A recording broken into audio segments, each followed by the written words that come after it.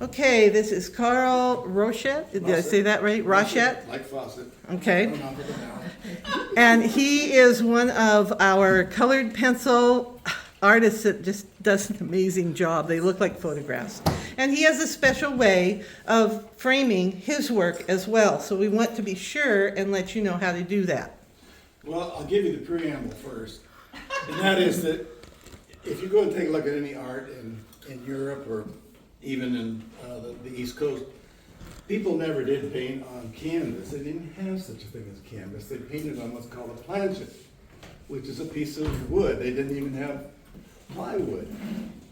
So after I got done deciding I didn't want to do any more watercolors, I went on to acrylics and oils. And after I started trying to work on this canvas and it's getting away from me, all right, that's it. There's got to be a better way. So scientifically, I said, well, I'll just paint on a planchet. And basically, the advantage is we had some discussion about getting the right size frame, whatever it might be. I do the same thing Kathy does. I go in, I find something that's nice. I don't take my tape measures. I have a bucket full of them. I must have at least 40, and I'm not exaggerating.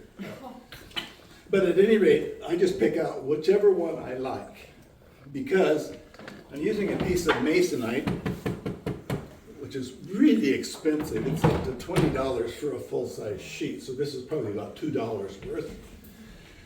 And then I would put gesso on it, or there's a bunch of other, you can use some really cheap materials called Kills 2, and it's just loaded with titanium dioxide. You cover it, and it's meant to cover stains on the wall or whatever, and it's a beautiful surface. So virtually all of the acrylics that I did, all the oils that I did, was on Kills 2 on a planchet. And so then I said, well, okay, you gotta have a certain size mat and so forth, which is fine. If you like that, that's fine. But I said, well, wait a minute now. This takes me 40 hours, and I've got a piece of mat all around here, and I've just wasted another 15 hours behind the mat, or else make the mat exactly to fit. So I said, mats are out, canvas is out, and so what I do now, since I'm doing colored pencil, I take my paper, which is, it's a special paper, it's more or less cotton, and I spray this thing with there's a spray that you can buy, which is an adhesive spray. You can buy it almost anywhere. So I would spray my plant. I don't do it with this frame, of course, but I spray it, and then I put the piece of paper on there, and then I take what's called a briar or a roller, roll it down, throw a couple of books on it, probably 20. Once it's dry, then I go ahead and I do my colored pencil on it. Once I'm done with the colored pencil, like last night, finally got close enough. I said, well, Kathy said, well, just do it in the morning. And I said, you'll never get it in the frame. It takes a while for it to dry. So at 9 o'clock, I drug it down to one of the rooms in the house and open the windows. And I take out this, it's called satin clear acrylic.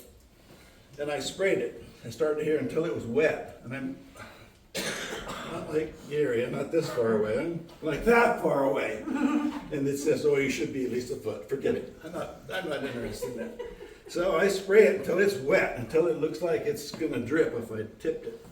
I spray it all the way here, then I spray it this way, then I start here and I spray it this way, and then I go over here and I spray it again like that. So it's got 4 coats on it and it's just soaking. And you make sure you don't leave your cats in there because it'd probably kill them. I left it to dry, and this morning when I got up, went down, looked at it, and it wasn't completely dry everywhere, so I took a hairdryer. I don't have any other purpose for a hairdryer except to dry your mat. And of course you want to wait until it dries a little bit so you don't get an explosion. And then I sprayed it again. But the point is, it will fit in this standard size frame or any non-standard frame. And then I just use these little steel pieces. They're a heck of a lot better than the junk that you don't bend this thing. It takes approximately 15 seconds for me to mount this thing and it's ready to go. So you can use any size frame. Don't worry about a stupid mat. Don't worry about the darn glass, which is heavy, breaks, glares. I mean, why don't you just put some curtains over it? So, you know, the whole point is this is durable, very durable. I have watercolors that are done on something similar, and it's in the bathroom where there's a great deal of humidity. This material basically is indestructible. You can wipe it off if it gets dusty.